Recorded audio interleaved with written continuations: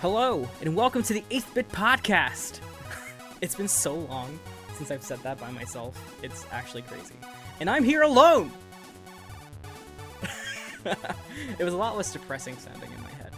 It is just me, and I have a few things that I want to talk about, and the easiest way for me to talk about things that are very stupid is to be by myself, because then I can rant, and I can rant, and I can ramble, and I can sound stupid, but there's nobody else here who can tell me that I sound stupid, because I like to positively enforce myself. So, getting right into it.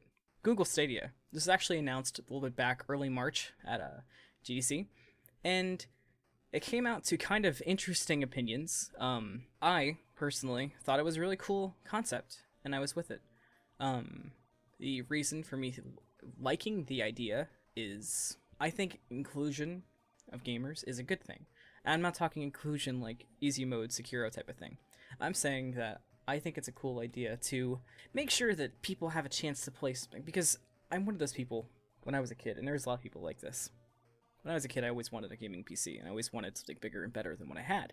And that bigger and better than what I had was just a little bit out of the price range of my living situation at the time, which was fine.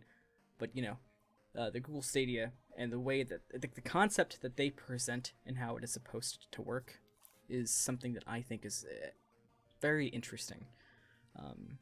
One example that I thought was really cool. You would be watching, we'll say you're watching PewDiePie, and PewDiePie's playing Sekiro. Well, there would be a button on YouTube for you to click, like, I want to play Sekiro, and it'll load up Sekiro on Google Stadia, which probably would be like a subscription service, something like EA Access or PlayStation Now, Xbox Game Pass. That list is going to keep getting bigger. And you'd be able to play it, and you would use Google systems to make sure you had something good. And this does exist now.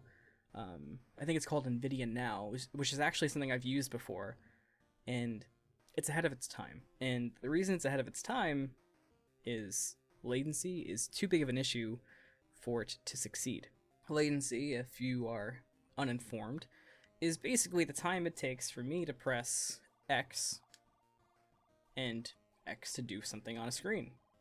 And in the case of the Google Stadia, there's been a few tests already for the latency. There was one test that I did find online that basically was, I think it was a 100 milliseconds first. It was a developer revealing it. It wasn't Google officially stating it. So take it with a grain of salt. But it was a developer saying, essentially, it would take around a second of latency, which is pretty unbearable. It was 100 milliseconds. And there was more recent ones that were saying it was, I think it was 0.75, which is still, or excuse me, it was 75, which is still very iffy. When you have that kind of latency, you can't play competitively. You can barely even play single player, because why would you waste your time playing single player if it's not even, are you going to play Sekiro if your counters aren't going to be in the right time, or are you going to play a sports game where you press a button to pass because somebody's open, and by the time you've pressed the button they're no longer open, so you throw an interception? It doesn't make a lot of sense. So Google has tried to reassure gamers about speed and latency concerns. So they in fact set a threshold for 25 megabytes per second for their internet speed, which is good, but that's essentially them trying to make sure that they put that because, we'll use Moscow for an example. His internet couldn't do this. And if his internet couldn't do this, they could say it's on him. Well, we require 25 megabytes per second, but you only have 4 megabytes per second. So it's not our fault our system isn't working properly. The issue that's going to arise for them is going to be when somebody like me, who pulls 100 megabytes per second, gets on, and I still have really bad performance. And I contact them and say, hey, why do I still have bad performance when I have 100 megabytes per second? And they say, well, are you getting throttled? You could be having bad signal. Have you tried Google Fiber? It's gonna kind of turn into a Google scheme at the end of the day. But the latency issue. Looking through this article I have in front of me, you can basically see that Google is saying, we got it under control. We're going to have it figured out. And in fact, they can be quoted in saying, I fully respect that there is a top of that esports player pyramid who are typically players wearing logo t-shirts and comfy gamer chair, and they're investing in the lowest possible latency mousepads. Maybe we're not going to reach those players day one, but I think that aspirational pyramid beneath the pinnacle pro players is absolutely for Stadia. So what they're basically saying is, we know that the day that we dropped this, it's not going to be picked up by somebody like, say, Shroud, and it's not going to become household and effective, but we will eventually reach them. But first, we're going to aim this at the middle-aged dad who wants to play some casual games on his couch. And that's what they're going to go for at first. And I don't think there's anything wrong with that, personally, because Google isn't going to take out Microsoft. They're not going to take out PlayStation. They're not going to take out Nintendo. It's just simply not going to happen. This isn't a hostile takeover. Google has done this in the past, yes, but there's no conceivable way that, I'll give myself some breathing room. In the next 10 years, Google can't do it. It's simply impossible for Google to take over the gaming industry in the next 10 years. But Stadia is not even going to last those 10 years. At the end of the day, you have to take a look at this, and you have to, you know what, here's a perfect example. So, let's say you have a 4K TV. You have a 4K TV because you care about the picture of the entertainment that you choose to indulge in. You want to see Game of Thrones in 4K. And more power to you. Well, there's also a person who uses a 1080p monitor or TV, and they use it because they enjoy the picture. It's good enough for them, and it was affordable. Think about Stadia the same way. There are still going to be people who spend $2,500 to $3,000 on a computer that could run NASA, so they can get 200 frames per second. They're going to have a 1 millisecond monitor. They're going to have the best mouse, the best keyboard. But there's going to be people who are too busy or can't afford something like that, or, you know, anything that falls within those parameters. And they're going to get Stadia, and Stadia's going to be perfect for them. They're going to be able to play games that look gorgeous on their couch or in their room without having to have the biggest and greatest in technology, and be able to save themselves a few bucks. And that's who this is going to target, and that's who's going to buy this. And contrary to popular belief of the basement dwellers, it is going to do okay. I don't think it's going to launch with astronomical figures that are going to scare the big players in the gaming industry, but to say that it's not going to sell is simply ignorant. It's Google. It's going to be promoted. It's going to sell. They're going to have partnerships, and they're going to have exclusive games, which leads me to talking about the fact they are going to have exclusive content for the Stadia, which to me is interesting. So it's pretty clearly going to be a subscription service to me, because I don't see how else that could work. Sort of similar to, like I said before, to NVIDIA Now, which was, well, right now you get into beta, but eventually you'll pay for it. It'll be a subscription service, and you'll be able to download this program to your computer, and you have to buy the game separate, but I digress. You'll probably have a subscription service of maybe 5 to 10 a month, and that'll be for the service and the program or software itself. And within that program or software, you'll be able to search games and probably purchase games, or maybe even rent games, which could be very interesting. And that's how you'll play in Stadia. But when they have exclusives, I think that will be bundled into the subscription cost, so that $5 to $10 range I just discussed. So let's say, because they do have some really good industry well-known people. So let's say, just for conversation's sake, let's just say the next Dragon Age, not going to happen, but let's say the next Dragon Age is a Stadia exclusive. Well, you're paying $5 to $10 a month, or, you know, $100 a year, and you get Dragon Age exclusive, as well as other exclusives from the Stadia. It's a pretty good deal when you know, frame it like that. Look at Origin Premiere. You can pay $15 a month and play Battlefield 5, Anthem, Battlefield 1, Star Wars Battlefront 2. Or you can pay, I think it's $100 a year, or something to the extent. That's an undeniably good deal. It's just, it's scary to gamers, and it's silly to the more hardcore gamers of the bunch. So, we're gonna look up, and we're gonna talk about the Epic Games Store versus Steam, the battle of the ages. The Epic Store is under a lot of flack lately. And the reason for them being underneath a lot of flack and a lot of attention in the media is they are getting exclusives. This started with Metro Exodus. It's leaned into Borderlands 3, Division 2. A lot of games are starting to get into this.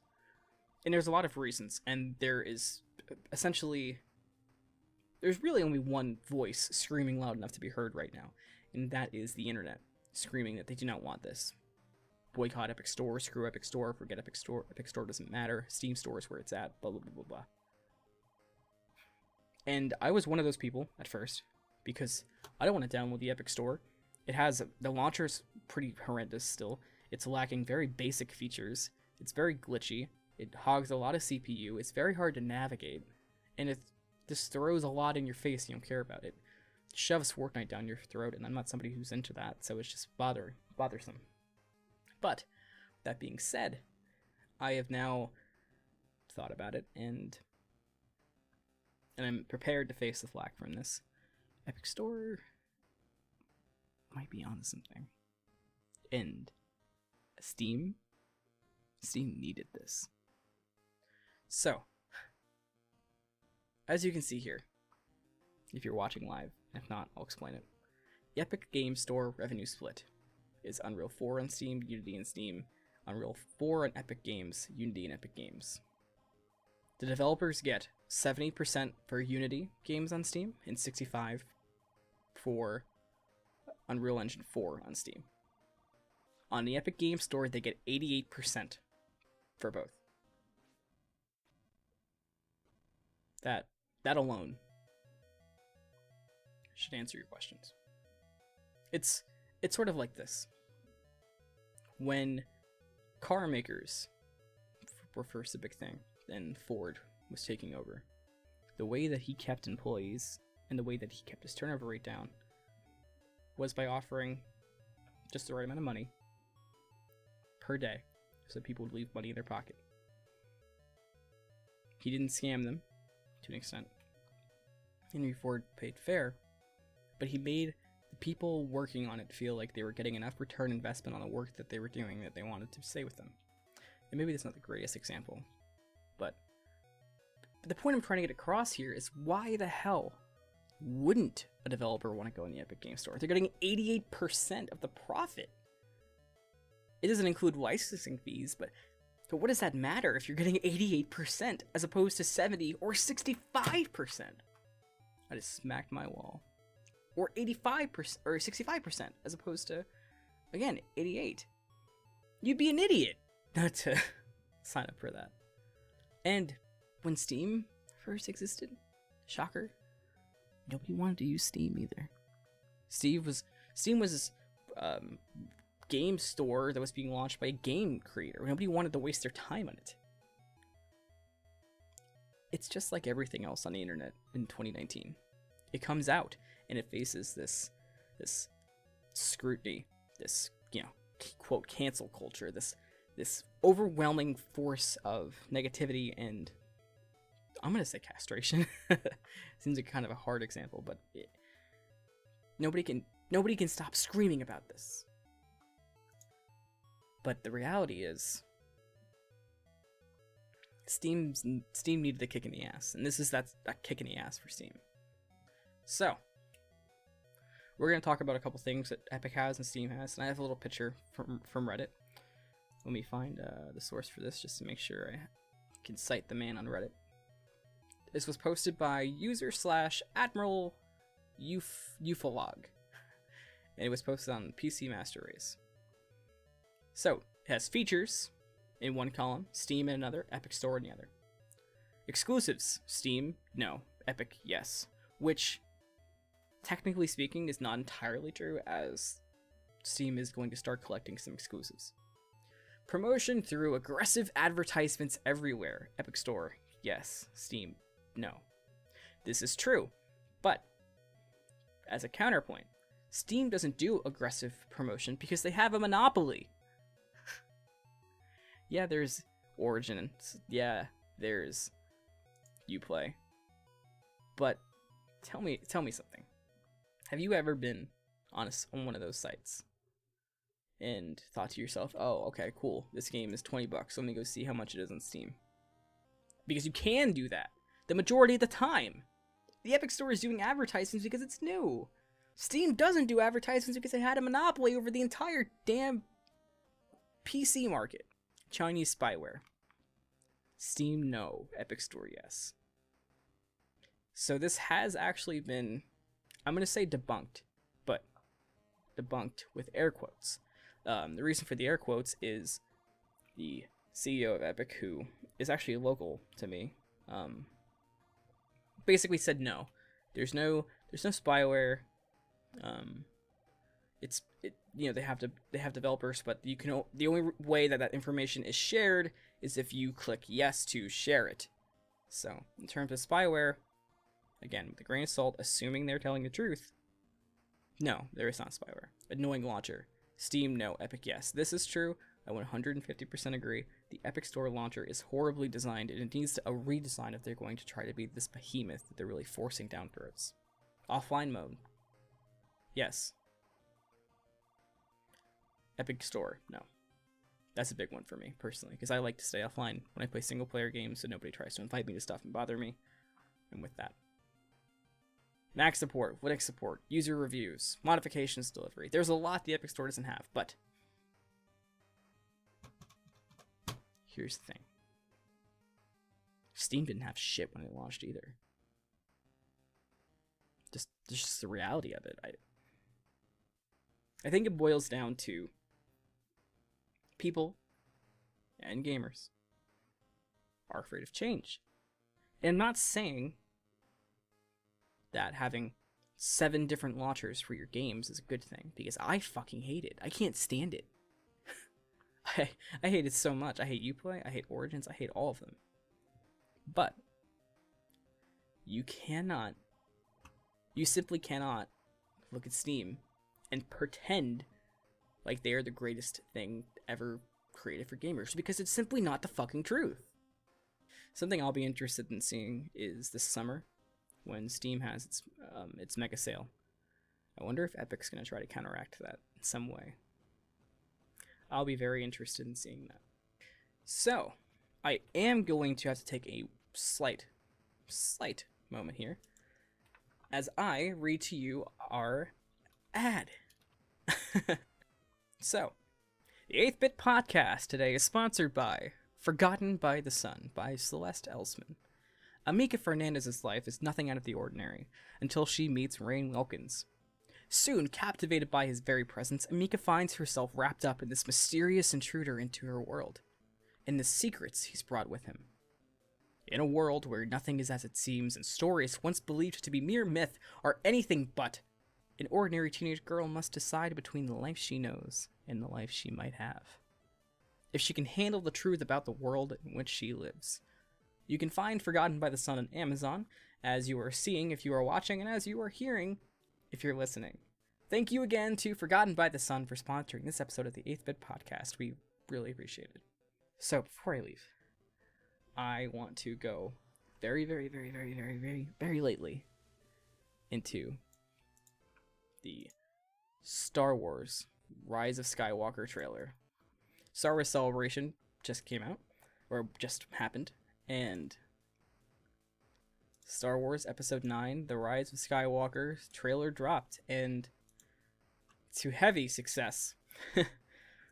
And the thing about this trailer that really got me was the ending, as everybody else in the world, because at the end of the trailer, as I will play so you can hear for yourself,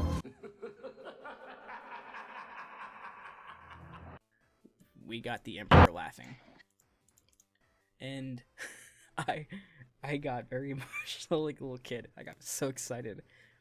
The Emperor is one of the most iconic villains that's ever existed in cinema. And the title as well, Rise of Skywalker, is an incredible title. It does tie in very well. I didn't hate The Last Jedi like everyone else did, because I kind of saw it for what it was, which was a piece of cinema that tried to be unique. And I don't think it failed at that.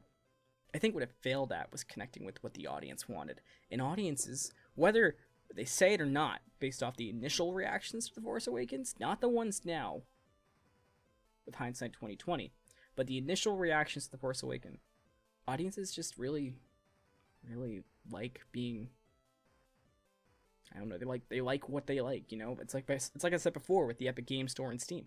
They don't like change. And Star Wars The Force Awakens didn't really change anything, which more power to it for doing, but that's just the reality. It was a cookie cutter Star Wars story, and The Last Jedi was not, and I think that's where the disconnect came from. I don't fault The Last Jedi for doing it. In fact, like I said before, I really enjoyed the movie. I felt like it was a really good movie. I hated what they did with Luke Skywalker's character, but I could respect that they tried to do something different as opposed to trying to fit into the cookie cutter mold that was laid forth by The Force Awakens.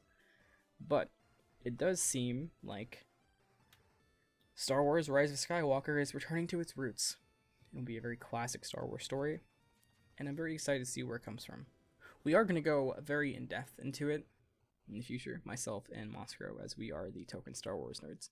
And we will be giving our theories and our opinions and our thoughts on the trailer. But like I said, I just want to get some initial thoughts and basically say that I'm excited. I hope it's good. It's the culmination of years and years of these movies and the end of the Skywalker saga. I want it to be a good end of the Skywalker saga.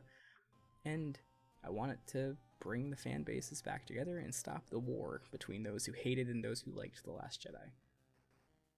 Well, it was fun being just us again. There's a lot of stuff going on in the 8-Bit Network, and things have been going really great, and I wholeheartedly appreciate it.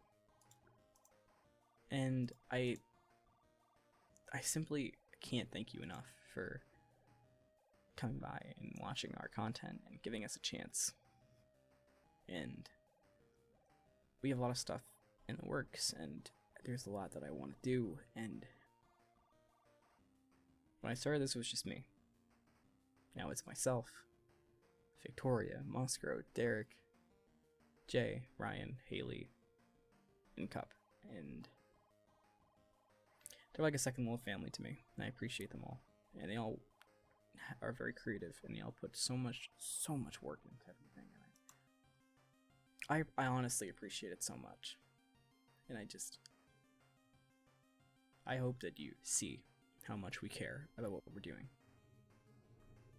But with that being said, before I leave, I'm going to do some self-promotion and mention a few things that we do.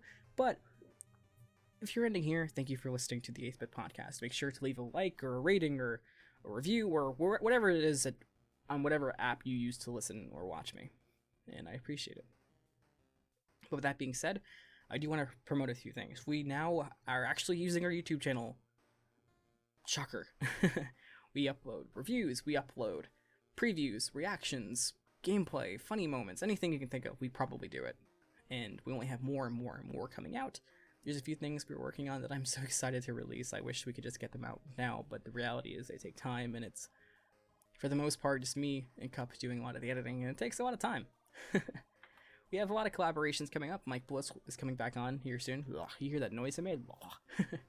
Mike Bliss is coming back on here soon. I can't wait for Mike Bliss. We're going to do a collaboration with the Goof Paste Podcast, which, if you watched the 16th Bit on last Sunday, you heard them talk about it, but I'm going to mention them once more.